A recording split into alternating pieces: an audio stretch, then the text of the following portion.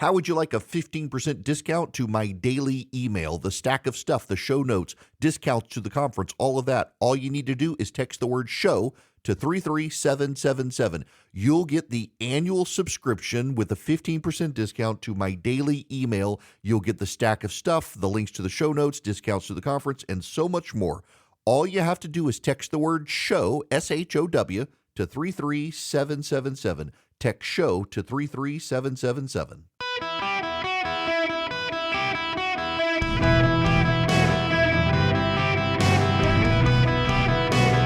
Welcome to the Eric Erickson Show podcast, Hour 2. Hello, America. Welcome. It is Eric Erickson here. The phone number, 877-973-7425. Should you wish to be on the program, I am happy to have you. You know Laura Logan? She used to be a pretty credible journalist. She was with what, CBS or somewhere? This is her tweet. Welcome to the world of cyber terrorism. According to intelligence sources, the Baltimore Bridge collapse was a 9/11 style attack, but they won't admit it, and we cannot see it because it was a cyber attack. All the SCADA systems that run our critical infrastructure, like sewage, electric grid, shipping, etc., are all wide open systems with no encryption. Because it's too expensive, they can shut us down anytime they want. Y'all, this was not a 9/11 style attack. It was a ship that hit a support column of a bridge in Baltimore. There are 6 people thus far unaccounted for, not thousands of Americans.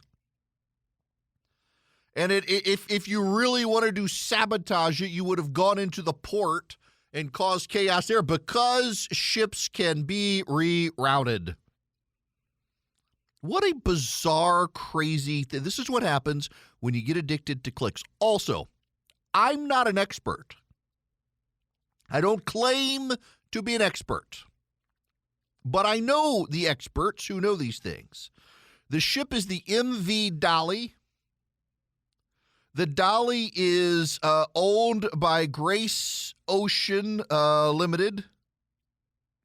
It is was constructed in South Korea, and it is flagged to Singapore. It was built in 2014.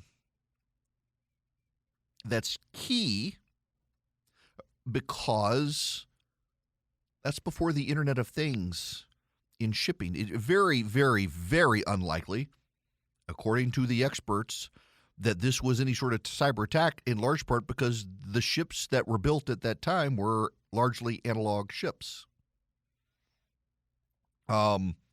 It's remarkable that anyone would say that. Oh, hey, I can hack into this ship and steer it. Allahu Akbar. Oh, hey, I happen to know its precise GPS location, and I'm going to turn it 3 degrees and slam into this thing at 1:30 in the morning without visual support. I'm just using GPS. Yeah, really? Really? Just so dumb. Just so dumb. Also, by the way, the ship has crashed before, and the captain of the ship was blamed at the time. But this appears to be a mechanical failure.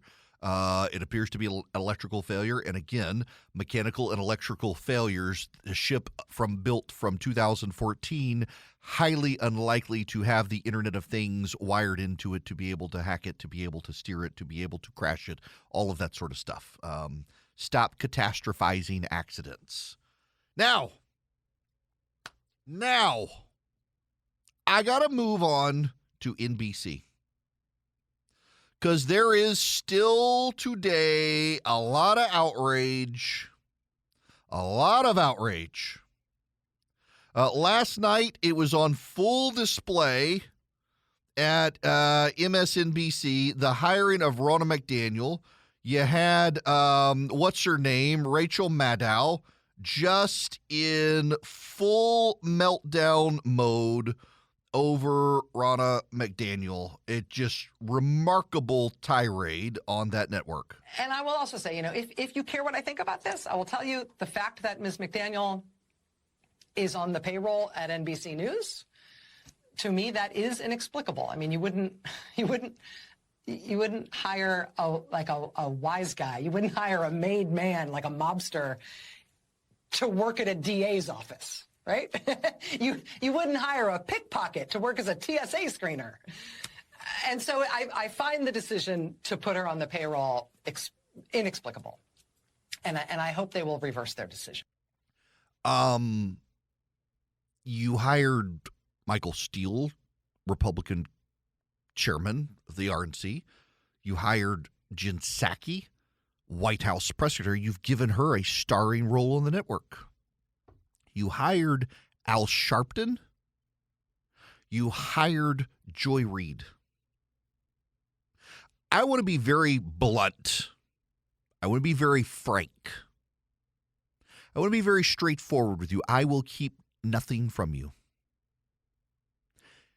Not Fox News, not Newsmax, not OAN, not CNN, but MSNBC. MSNBC was the chosen network of choice for two mass political assassins in this country, would-be assassins. Floyd Lee Corkins, who decided to go to the Family Research Council, shoot the place up, and stuff all the dead faces with Chick-fil-A sandwiches because he did not like that conservative organization, which he considered a hate group. And James Hodgkinson, who was a Rachel Maddow viewer on MSNBC and a Bernie Sanders supporter who attempted the mass assassination of Republican members of Congress. MSNBC's claim to fame is to inspire two mass assassination attempts on the right. And for all of you who want to talk about a January 6th insurrection, the MSNBC viewers who rioted the day of Trump's inauguration did more damage to Washington, D.C. than the Trump supporters on January 6th. Yes, there were a lot of MSNBC watchers storming the beaches of Washington, D.C. on Trump's inauguration day, attacking police and smashing windows and burning up a limousine. And that network has the audacity to be upset with Ronna McDaniel. They've got Joy Reid and Al Sharpton on their network, for God's sakes. They are the network that helped seed the narrative that Russia stole the 2016 election. And many Democrats still believe it. And they're upset about Ronna McDaniel being on the network. Let me explain something to those of you in the media. Half this country hates your guts, and instead of blaming them, maybe you should think, what did we do to be hated by so many people? You can blame Trump for some of it, but that you can't blame yourselves for any of it is a remarkably damning indictment on your lack of humility. Now, I get hate from people on the right for saying, I know, I like Chuck Todd, we have a fine relationship, don't always agree with him, know where he comes from, but I got to tell you, even for Chuck, his tirade, I got to say, was a little bit remarkable coming from him. This is what he said on Sunday on Meet the Press. Let me deal with the elephant in the room. Yeah. I think our bosses owe you an apology for putting you in this situation because I don't know what to believe. She is now a paid contributor by NBC News. Well, I have no idea whether any answer she gave to you was because she didn't want to mess up her contract. She wants us to believe that she was speaking for the RNC. She was, Chuck. It was literally her job. And by the way, you know it was literally your job, Chuck, because you had Ronna McDaniel on your program yourself some time ago in 2017, and we're bragging about it. Welcome back. If it seems as if there's not enough open dialogue between members of our two political parties, you're right, there isn't. But dating back to the 60s, Meet the Press has been a place where some of those conversations have taken place by having the chairs of the DNC and RNC on the show together. Today, the parties are losing ground to their activist wings, chasing after the very voters they're supposed to lead. And joining me now in their first joint appearance since starting their new jobs, DNC Chair Tom Perez, RNC Chair Ronna McDaniel. Okay, and you can say, well, things changed. She became this person who attacked the media, attacked the credibility of the networks. By the way, she deserved to, I personally think. But you can say things changed from 2017. Well, here you are in 2020. If the president had a history of playing down things, that might be believable. But considering what he did with immigration and the caravans, what he does now about violence in the cities, This isn't a president who shies away from trying to incite panic or trying to fire folks up. This doesn't seem to match that. It looks to a lot of people as if the president didn't want to panic people because he's worried the virus hurts him politically. Why shouldn't folks view this comment through that lens? I disagree that the president took political calculations. We can stop there. He was willing to have her on in 2020 and ask tough questions. Not only was he willing to have her on in 2020, but in November of last year, they were willing to have her on Meet the Press and fawn over Ronna McDaniel. In November of last year, Kristen Welker, the new host of Meet the Press, was willing to fawn over Ronna McDaniel for what? Because NBC wanted to do a Republican debate. And they had to kiss Ronna McDaniel's butt to make it happen, and they were willing to do it. Thank you for being part of that, because this is a time where we met the moment. Thank you so much for having us. It was an honor to co-moderate that debate. We really appreciate it. Ronna McDaniel, thanks for being here. Thanks for having me. Good to see you. Oh, yeah, great to see you. And now it's a problem? November, December, January, February, 5 months later, suddenly it's an ethical problem because you are upset that you think she was paid to give you the Republican Party line. It was her job. Here's the problem. You can come up with every excuse, every yes, but about Ronna McDaniel, stolen elections, all that stuff. You have the opportunity to now put her in a chair and confront her with her prior remarks, and she is paid to sit there and take it, and you're upset that she now has to distinguish what does Ronna McDaniel believe versus what does the RNC believe? What does Ronna McDaniel really think about the things Ronna McDaniel of the RNC said? You could do all of that. Instead, you're throwing a temper tantrum, and this is the problem. Despite all of your yes, but stolen election, yes, but January 6th, you do it with every single conservative. You did it with me. In fact, in 2020, when I said I would support Donald Trump, you people at NBC took me off Meet the Press. I had a once every month standing appointment on on Meet the Press, gone the moment I said I'd support Trump. You did it with Kevin Williamson at The Atlantic. You even did it with Sarah Isgur. She was hired from the Justice Department, the Trump Justice Department. And you were enraged that she would be playing an editorial role at CNN. So they decided instead, no, she'll be a commentator. Then, no, she's not going to be here. She went to ABC News as a commentator, enraged that she was a commentator.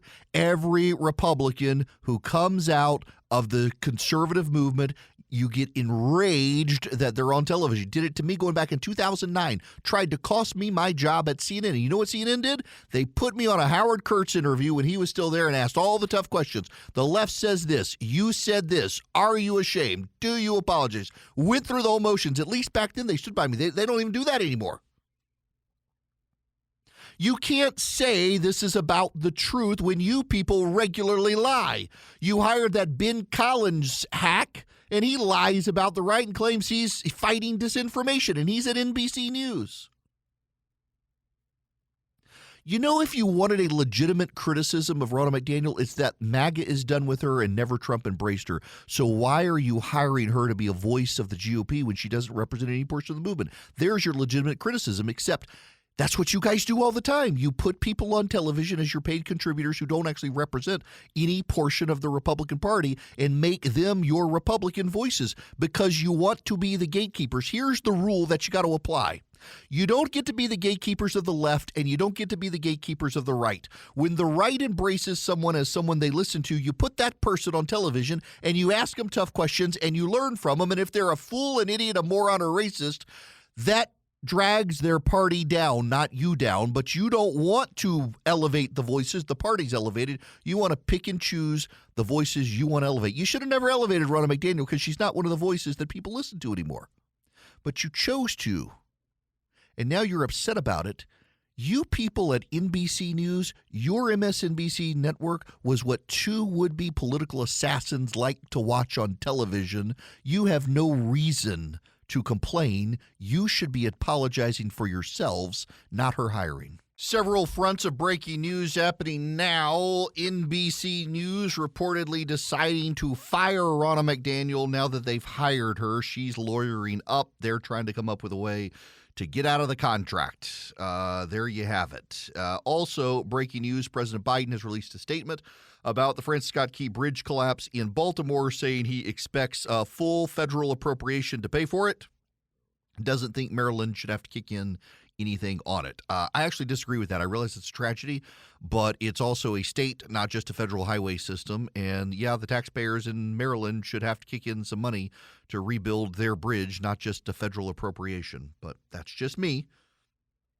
Call me hard-hearted, but we're headed towards a fiscal cliff in this country, and that's just not good. Okay, we got a lot more that we got to talk about today. I do need to warn you. The polling shift has begun.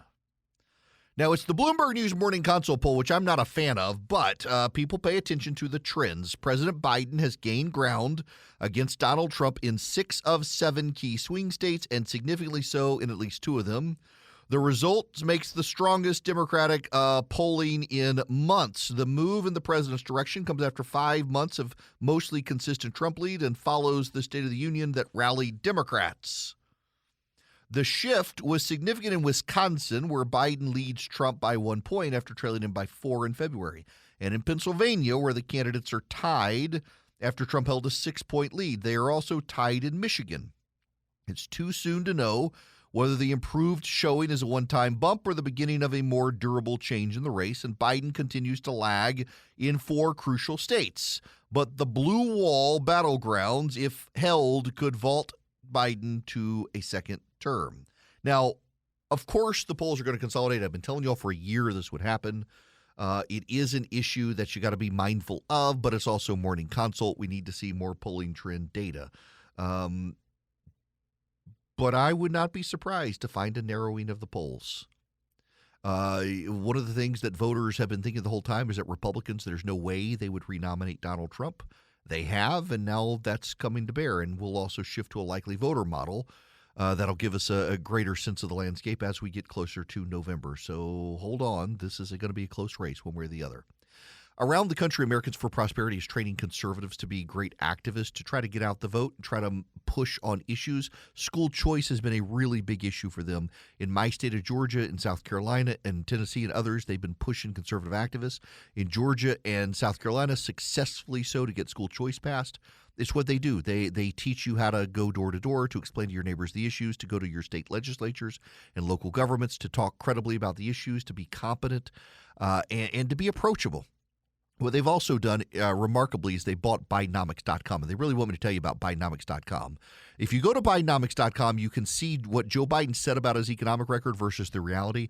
It's easily shareable with your friends and family to educate them on Bidenomics and the economy. Cannot believe the Biden team didn't buy Bidenomics.com, but they didn't, and Americans for Prosperity did. If you want to find out more about the organization, go to americansforprosperity.org/Eric, but really they want you to go to Bidenomics.com, share it with your friends and family, learn about the economy, the facts, not just Joe Biden's spin at Bidenomics.com. Hello there. Welcome. It's Eric Erickson here across the United States of America.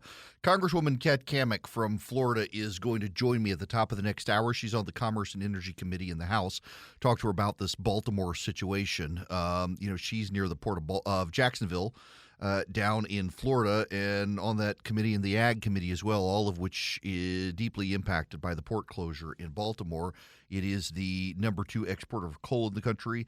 It is the number 1 importer of sugar in the country, as well as farm equipment in the country. All of that impacted. The governor of New York saying that she will work with Maryland to reassess capacity at the Port of New York to do as much accommodation as possible. You're seeing others step up as well in that regard with capacity issues. Further south, Jacksonville, the Port of Savannah, the Port of Charleston, all of those as well. The problem is with a lot of manufacturing capacity in the country, they need mid-Atlantic ports. So the Tidewater area of Virginia and up is going to be deeply important to make sure there's enough capacity on that. Now, I want to switch gears. My friends, I wish to discuss something that white people like. It is like something that white people really, really like. When you talk to progressive white people about the state of the world, it comes up a lot. It is something white progressives in particular really, really like. It's called a two-state solution for Israel and Palestine. And you know what?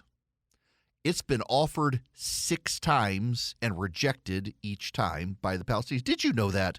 We're hearing this yet again from the Biden administration. We need a two-state solution in the Middle East. They're really furious that Donald Trump was able to establish pretty good peace ties in the Middle East.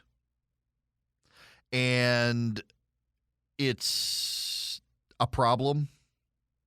By the way, the president just a short time ago at the White House was asked about Netanyahu canceling Israel's decision not to go to a meeting at the White House this week. What did you make of Israel's decision not to attend this meeting this week?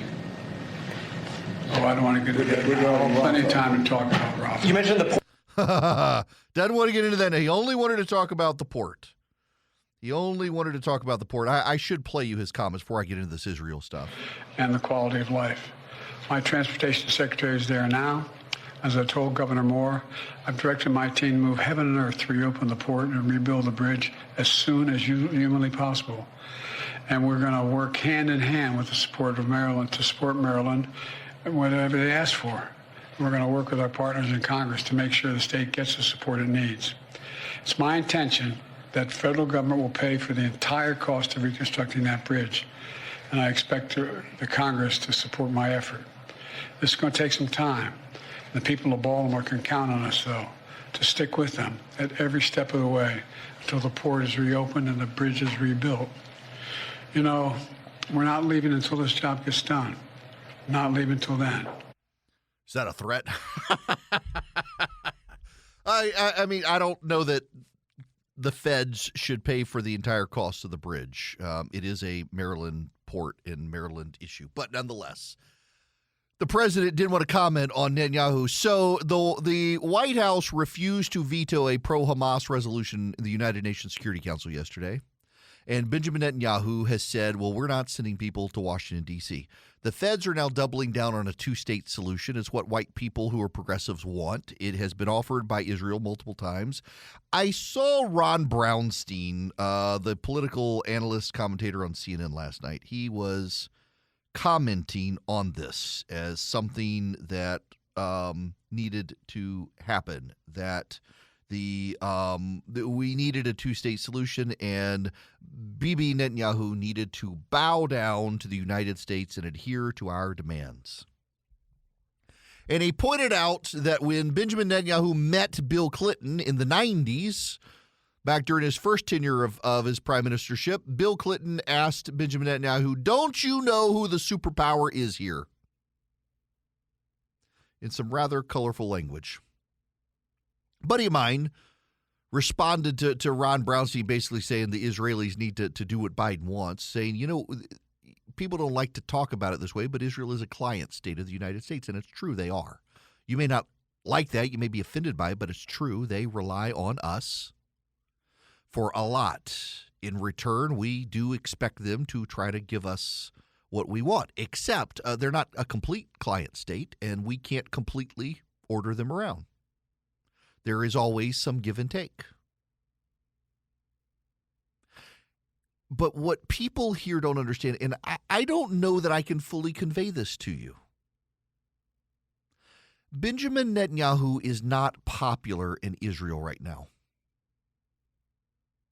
If you will recall, there were about 5 elections in Israel in the past year or so, as coalition governments kept being unable to find coherent coalitions, and they kept losing and having to do another election. And there were 4 or 5 of those elections. And it was always a roughly 50-50 split. And Netanyahu's coalition very often got in the minority but could build a coalition with other parties. It's a multi-party parliament. And was able to build coalitions and become the prime minister of the Knesset. But he's not well liked. He's not beloved anymore. his time has passed. And a lot of people blame him for the distractions that led to the terror attack on October 7th in Israel. But what he did was he moved from a cabinet of a majority and formed a war cabinet and a war coalition.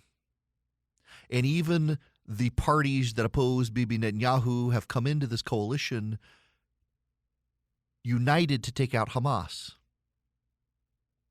And when the United States says that the solution here is a two-state solution, and Benjamin Netanyahu, he can't go into Rafah because there are so many Gaza citizens who have been pushed to Rafah by this invasion, our leadership in this country and many Americans do not understand the resolve of the Israelis to eradicate Hamas.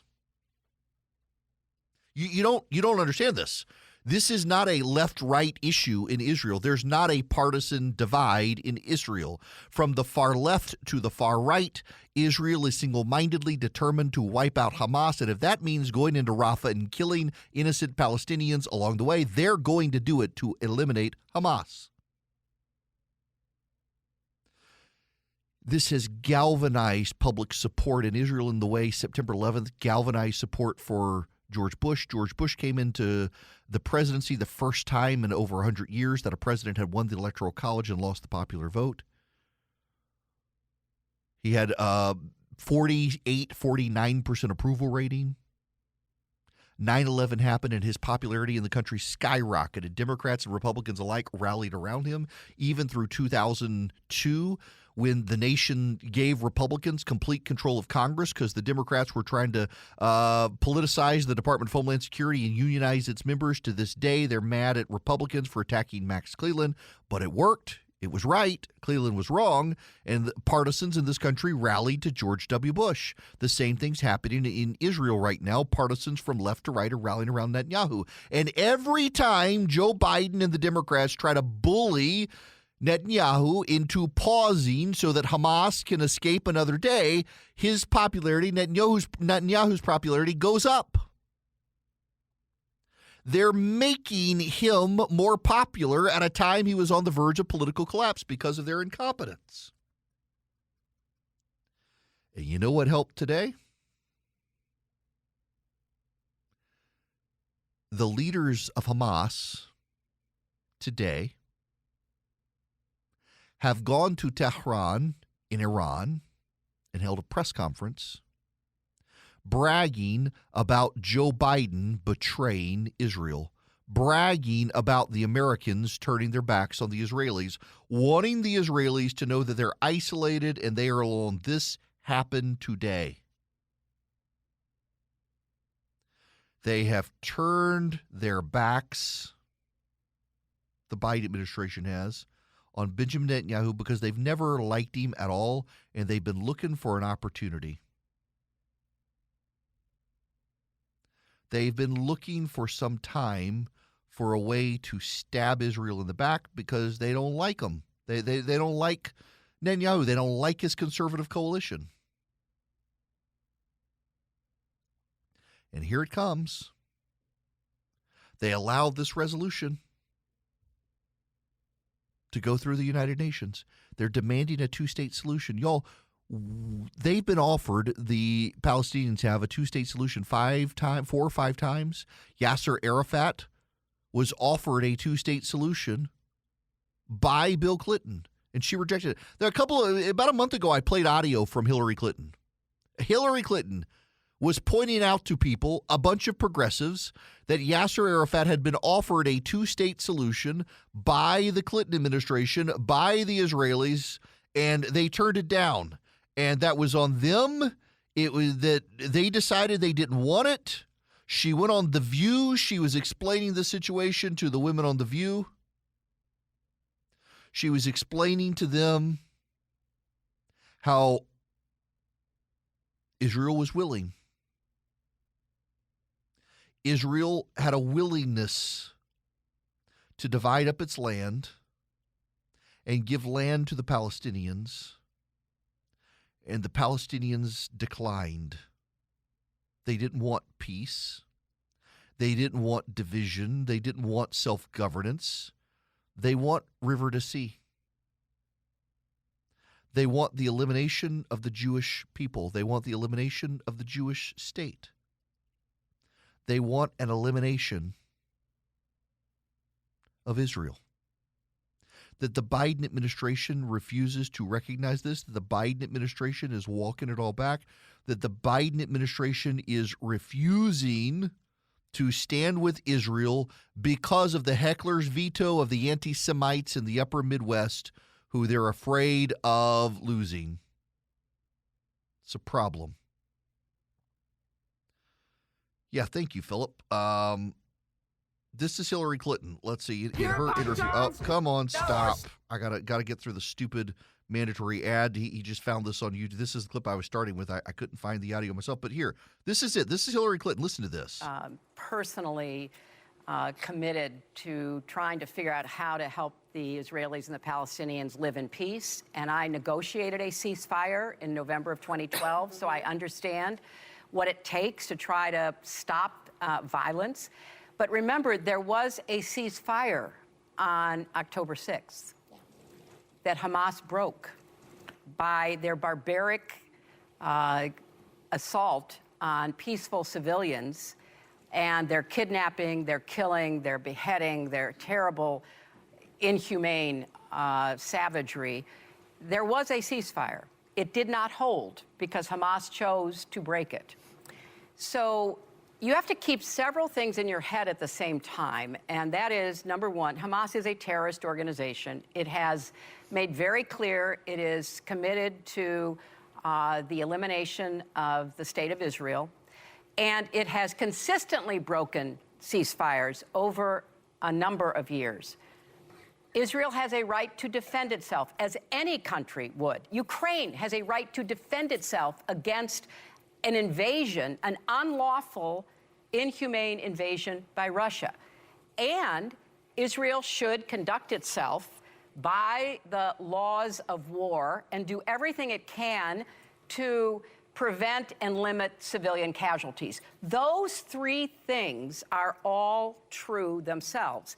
And so when I said a couple of weeks ago that it wasn't time for a ceasefire because it would enable Hamas to rearm and reposition, because I've been to Gaza, and Gaza is a highly populated urban environment.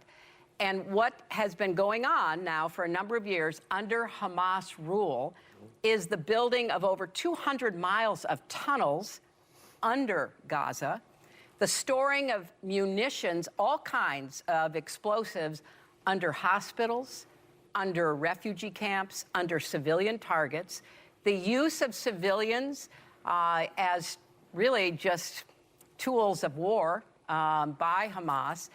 That has all been going on. And so when I said you could not have a ceasefire, people didn't understand that Hamas would use it for their own purposes. I can stop there. Maybe she needs to advise the Biden administration. Remarkable, more clarity from her than Biden. Y'all, let me tell you about Old Glory Bank before I get out of here. Old Glory has a banking bill of rights they want you to see because they're not going to give your information to the feds. They're not going to prohibit your banking transactions that are legal just because they don't like who you're doing business with. They don't care. You can go to oldglorybank.com and see the banking bill of rights. Let me tell you about my experience with Old Glory Bank because I've had a bank account with them for over a year now, or about a year now. Well, before they became an advertiser. I don't get fees. I put money into the bank. It doesn't get eaten up with fees. I do online bill pay. I can do budgeting tools. They have great, great online features. One of the coolest aspects of this, and the reason my kids' accounts are there is because, like odd jobs, babysitting and stuff, they get paid in cash. We can go to 85,000 retail locations around the country, give the cashier the cash, fill out a form, it gets deposited into their Old Glory Bank account, gets directly deposited into their Old Glory Bank account. And so they can earn money, and even though there's not a physical bank branch near us, with cash they can do this. With checks they can do online check deposit. It's great. It's a wonderful bank. OldGloryBank.com. You can get an account up in 8 minutes or less. You can see their banking bill of rights. OldGloryBank.com. I really have enjoyed them. It's been really great for my kids. OldGloryBank.com. Member FDIC. Equal housing lender. Terms and conditions apply. Hello there. Welcome. Short segment here. I apologize. I went long in the last one playing that Clinton audio, but it was worth it to hear how reasonable and responsible she was in that. The fact of the matter is, if Israel wants to storm into Rafah and kill Hamas, Israelis aren't going to care, and I will stand with Israel, not this administration that is scared of the anti-Semitic heckler's veto in the upper Midwest. They saw those numbers come in from Michigan, and they know what the situation is in Minnesota, and they're like, oh, we gotta suddenly turn into Hamas supporters to keep these progressives on our side to win an election. And that's what's so sick about this. The man who said he would always do the right thing, damn the consequences, is willing to abandon our big ally in the Middle East, a democracy, because he's afraid of the anti-Semitic hecklers in the upper Midwest, and they might stay home and not help him, or they might go to Donald Trump. It's absolutely offensive and absurd. When we come back, Congresswoman Kat Cammack from the 3rd Congressional District in Florida. She's on the Ag Committees and the Energy and Commerce Committee in Congress, at play with this bridge collapse in Baltimore. So much of the nation's cargo goes through there, particularly for farm trade. I'm going to talk to her about that and just this clown show that's happening in Congress right now, which is just perplexing to see.